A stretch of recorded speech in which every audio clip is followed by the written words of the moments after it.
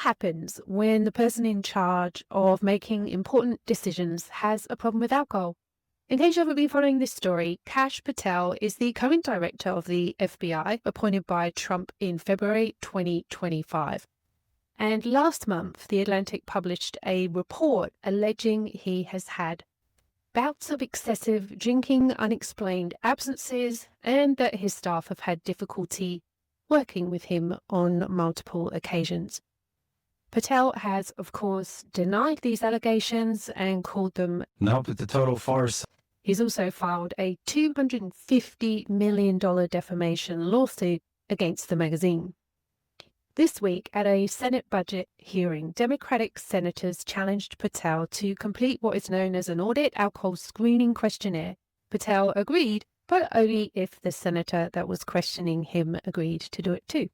The exchange got pretty heated. The only person that ran up a $7,000 bar tab in Washington, D.C. at the lobby car was you. This the only suggests individual to in this me room allegations and drinking are on true. taxpayer dime during Are the you day. polygraphing You. Director Patel? Come on. These are serious allegations that were made against you. The lawsuit are filed. So that's where we are. And this story, I believe, is worth paying attention to, not to speculate about one specific individual, but because it holds up a mirror to something that we all need to look at more honestly. Stigma, silence, and shame, and what it takes to create space for powerful people with a reputation to uphold and huge responsibilities to feel like they can get help.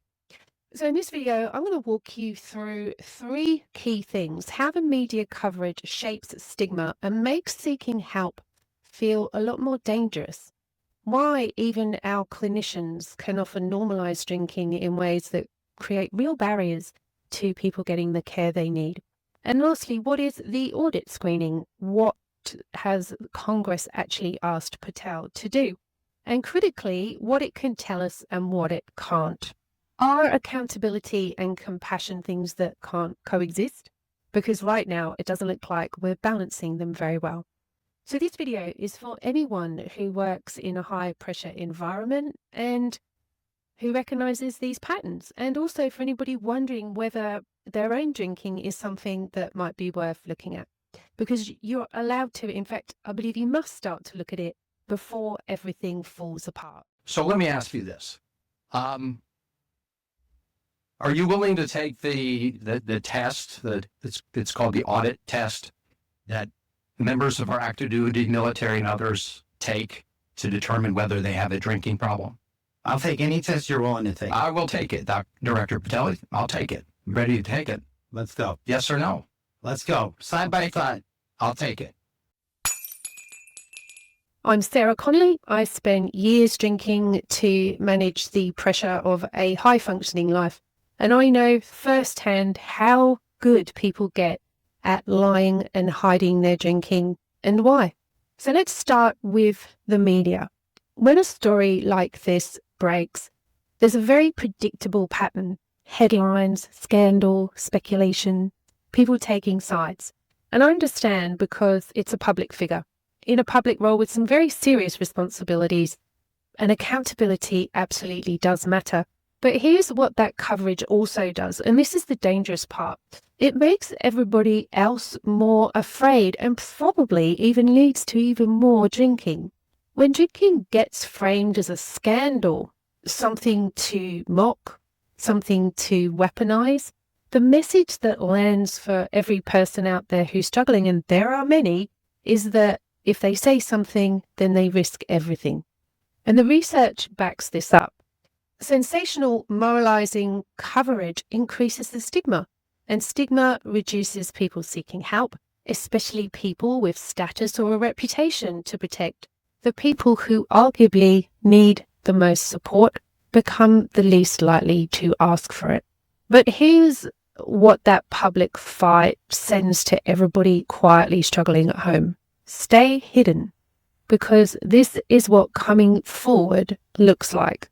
Now, I also want to talk about something else that doesn't get discussed nearly enough. The people who are supposed to identify this stuff, the people like the doctors, the psychologists, and the healthcare workers, they're certainly not immune either.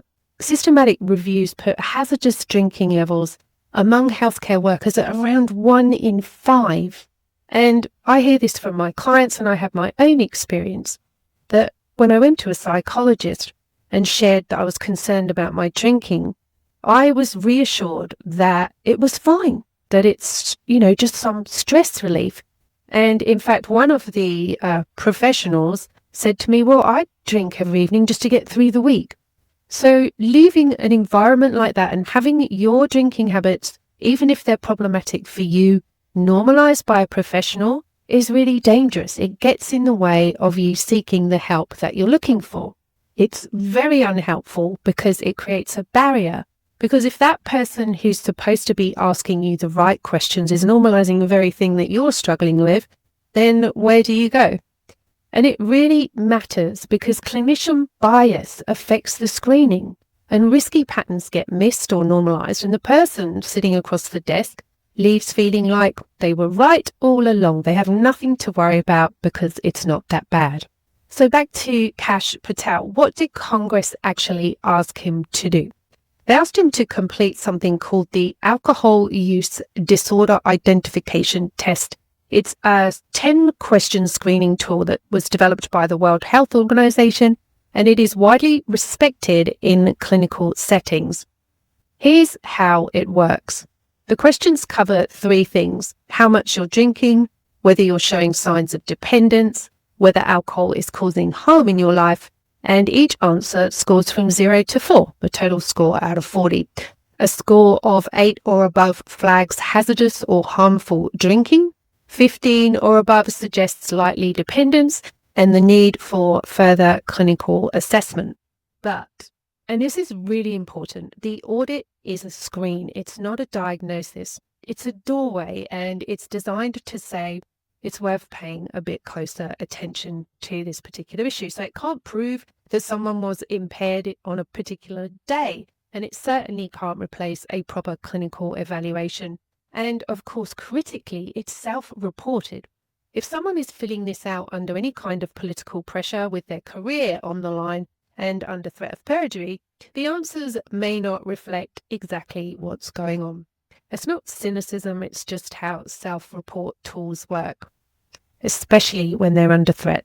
A positive screen should trigger confidential clinical assessment, corroborating evidence, and I'll say this really clearly, support pathways, not a headline, not a political weapon. So what can we do differently? We've got to start with the words that we use. Think about what we're doing right now. We've turned someone's possible relationship with alcohol into a scandal, into ammunition, into a punchline. And whether you like Kash Patel or not, if he does have a problem, he is going to be in a world of pain right now. And we've created conditions where admitting it would cost him everything. This is not a system that gets people the help they need. This is a system that teaches people to hide and to lie. The language we use around drinking shapes everything. It shapes who feels safe enough to say, I think I have a problem. It shapes whether a GP takes it seriously or laughs it off. It shapes whether a CEO or a leader can step back and get the support, or whether they have to litigate their way through a Senate hearing. When we call it a scandal, we make it shameful. And when we make it shameful, we make it secret. When we make it a secret, nothing changes. And here's the thing, we don't just need to change how we talk about the problem. We need to change how we talk about drinking, full stop. Because let's be honest, anyone who drinks regularly is impaired in some way. Not dramatically or obviously, but measurably. And if you want to understand exactly how, I've linked a video at the end of this one to explain it. And it will change, potentially, how you see your nightly glass of wine. We've normalized a substance that is costing people their health. It's costing relationships, costing their careers. And then we act shocked when it shows up in the people who are running our institutions. The Patel story isn't the exception. It's just the one with the cameras on it.